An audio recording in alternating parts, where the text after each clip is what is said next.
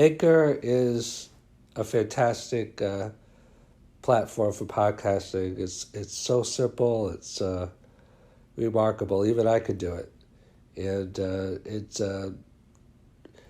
free distribution, free recording, easy, simple, elegant to use framework, great tools.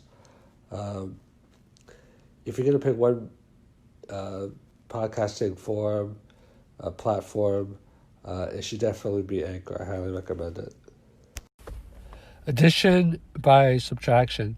Elon Musk says that the best part is no part, and that the best process is no process. So I have a chapter in my book called Less is More, but people kind of confuse this process. They think that just you can just get rid of everything and that you're in better shape. And that's not the case, because first you have to pay your dues. First you have to understand convention before you can even think about breaking convention. First you have to be a follower and be a servant mentality before you can think about having other people that are willing to follow you. It's kind of paradoxical. It's kind of like an inverse or reciprocal relationship, because until you understand the whole, you don't understand the parts and which parts are necessary and which parts are not necessary. Steve Jobs says that the wonder of his products was the elements that he took away. It was all about simplicity, and that it wasn't about adding features, it was about taking them away to their bare essentials. That's what beautiful design is, one element of it anyway, that it's just so, it's so functional, but it's so simple. It's like a simple user interface. It's so intuitive. People don't like things that are too complicated. Like Mark Twain famously said, "I didn't have time to write you a short letter, so I wrote you a long letter instead." See, most people's lives are long letters. They're these rambling, incoherent, this is not a put down. It's just, there's so much lazy thinking in the world. Like a lot of books, the book summaries are just as good as the book, because a lot of the rest is just fluff. I mean, that's not true with the great books. The great books, like every line, every paragraph, so what I try to do in my business is I try to do the optimal, and in my life, between exploration and what they call exploitation. It's not like a manipulative exploitation, but it's like a using of what you have.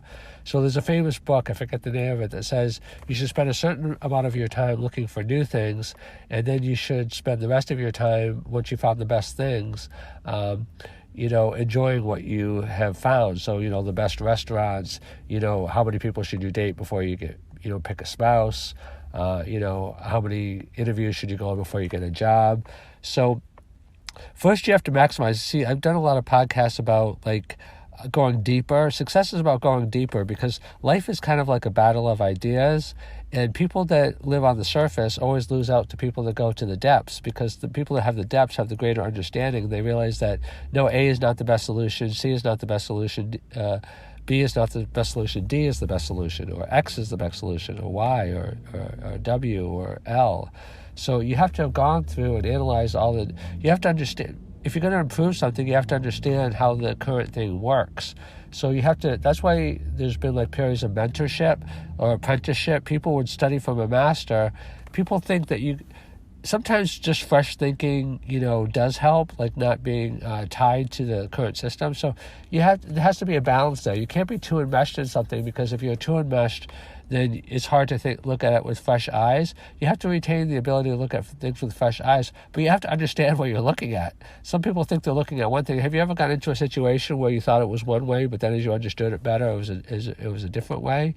That's because there's layers under the surface that you haven't uncovered yet. So less is more, but only if you understand what more is.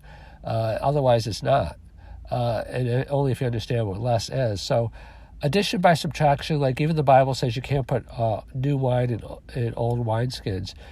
You have to create a space. A lot of people are so tied to the past, they can't inherit the future. People that are very successful, they're very future-oriented. They use the best. They use the lessons of the past. They use the struggles of the past to infuse the future, but they don't get locked into it. Some people are so locked into either, some kind of revenge or some kind of like I'll show them, or some kind of like justify the past, that they can't envision a different future. You have to be willing to reimagine yourself. My mom called it like rising up like the phoenix.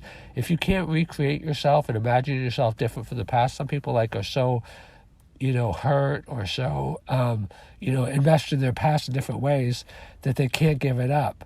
So you can't do addition by subtraction unless you're willing to add something new and subtract something from the past.